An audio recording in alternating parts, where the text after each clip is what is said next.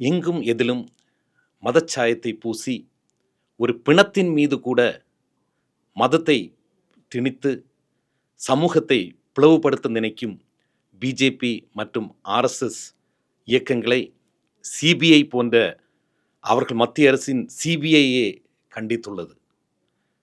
கரடியே காரி துப்பின ஒரு மொமெண்ட். சுதேசி மித்திரன் நேயர்களுக்கு வணக்கம். நான் உங்கள் கோகுல். அரியலூர் லாவண்யா முருகானந்தன் என்ற சிறுமியின் தற்கொலை வழக்கு உங்களுக்கு நினைவிருக்கலாம். ஜனவரி மாதம் 9ஆம் தேதி லாவண்யா முருகானந்தன் என்ற 12வது வகுப்பு படிக்கும் மாணவி தற்கொலை முயற்சி செய்து கொண்டார். இவர் படித்து வந்த தூய இருதய மேல்நிலைப் பள்ளியின் விடுதியில் தங்கியிருந்த இந்த மாணவி விஷத்தை அருந்தி தற்கொலைக்கு முயற்சி செய்தார். பக்கத்தில் உள்ள அரசு மருத்துவமனையில் அனுமதிக்கப்பட்டார். இவர் மருத்துவமனையில் இருக்கும் பொழுதே விஹெச்பி விஸ்வ ஹிந்து பரிஷத்தின் செயலாளர், அங்குள்ள செயலாளர் இந்த சிறுமியை அணுகி, முத்துவேல் என்ற இந்த நபர் இந்த சிறுமியை அணுகி, மதத்தின் பெயரால் தான் மத மாற்றம் செய்வதற்காக என்னை கட்டாயப்படுத்தினார்கள், ஆதலால் தான் நான் தற்கொலைக்கு முயற்சி செய்தேன் என்ற வகையில் ஒரு வீடியோவை பதிவு செய்ய முயற்சி செய்தனர். அது மட்டுமின்றி இவர்கள் வெளியிலும், இந்த முத்துவேல் என்பவர் வெளியில் இந்த கருத்தை பரவிவிட்டார்.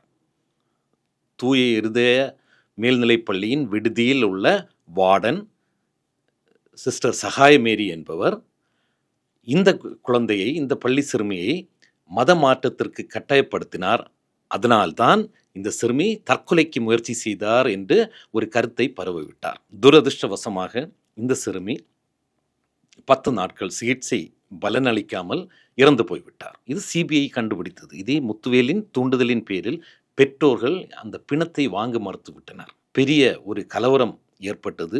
அதன் பின்னர் பாரதிய ஜனதா கட்சியினர், அன்றைய தலைவர் அண்ணாமலை அவர்கள் இந்த சிறுமியின் வீட்டுக்கு செல்கிறார்கள். அவர் ஆணித்தரமாக கூறுகிறார், மத மாற்றத்திற்காகவே அந்த பேரிலேயே இந்த சிறுமி தற்கொலைக்கு முயற்சி செய்தார், அதன் காரணமாகவே இந்த சிறுமி இறந்து விட்டாள் என்று அண்ணாமலை கூச்சமே இல்லாமல் கூறினார். அவர்களின் சட்டமன்ற உறுப்பினரும் அகில இந்திய அவர்களது மகிழா மோர்ச்சா தலைவியுமான வானதி ஸ்ரீனிவாசன் அவர்களும் இதே கருத்தை கூறி அவர்கள் ஒரு குழுவை அமைத்து, 4 பேர் கொண்ட ஒரு மகளிர் குழுவை அமைத்து அவர்கள் வீட்டுக்கு சென்று, இந்த சிறுமியின் வீட்டிற்கு சென்று அவர்களின் பெற்றோரை, அந்த சிறுமியின் பெற்றோரை அழுத்தம் கொடுத்து, இல்லை இதற்காகத்தான், மத மாற்றத்திற்காகத்தான் இந்த செயல் நடந்தது என்று கூற வைத்தார்கள். அதன் பின்னர் இந்த சிறுமியின் தந்தை, தமிழக போலீஸ் விசாரணை மேற்கொண்டுள்ள அதே சமயத்தில் இந்த சிறுமியின் தந்தை என்ன செய்தார், மதுரையில் உள்ள உயர்நீதிமன்ற பெஞ்சை அணுகி, இல்லை எங்களுக்கு தமிழக போலீஸின் விசாரணை மீது சுத்தமாக நம்பிக்கை இல்லை, ஆதலால் சிபிஐ விசாரணைக்கு உத்தரவிடவும் என்று கேட்டுக்கொண்டார். ஜனவரி 30ஆம் தேதி மரணம் அடைந்து 10 நாட்களுக்குள் இந்த வழக்கை விசாரித்த ஜிஆர் சாமிநாதன் அவர்கள், அவரை குறித்து அதிகமாக கூறுவதற்கு ஒன்றுமில்லை, உங்கள் அனைவருக்கும் தெரியும் ஜிஆர் சாமிநாதன் யார் என்று. ஆமாம் உண்மை இருக்கும்.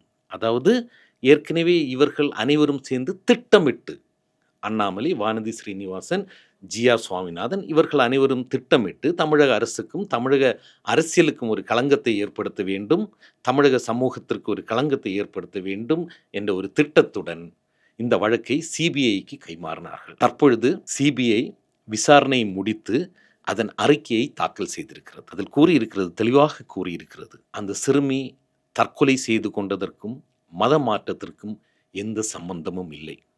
நாங்கள் அந்த பள்ளியின் ஆவணங்களை பரிசோதனை செய்து விட்டோம்.